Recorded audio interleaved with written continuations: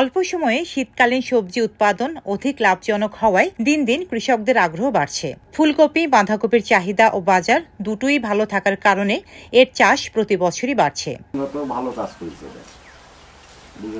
November মাসে বাজারে আগাম এসেছে শীতের সবজি ফুলকপি, বাঁধাকপি।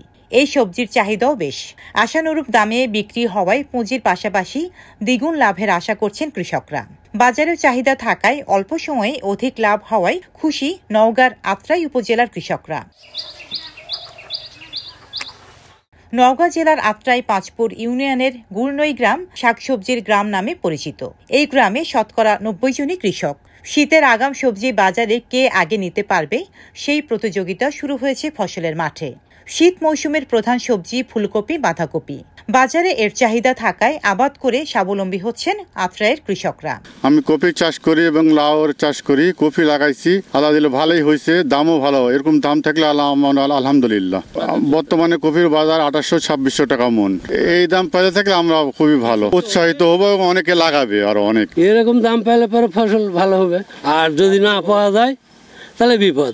আত্রাইয়ের এক কৃষক জানান, এবার সবজির চারার দাম বেশি হওয়ায় প্রতি বিঘা জমিতে 25 থেকে 30 হাজার টাকা বেশি খরচ হয়েছে। সবজি চাষের খরচ বাদ দিলে বিঘা প্রতি 1 লাখ টাকার মতো লাভ হবে বলে আশা করছেন তিনি। স্থানীয় বাজারের চাহিদা পূরণ করে দেশের বিভিন্ন জেলায় সরবরাহ করা হচ্ছে শীতকালীন এই সবজি। ডেস্ক রিপোর্ট, সাম্প্রতিক দেশকাল।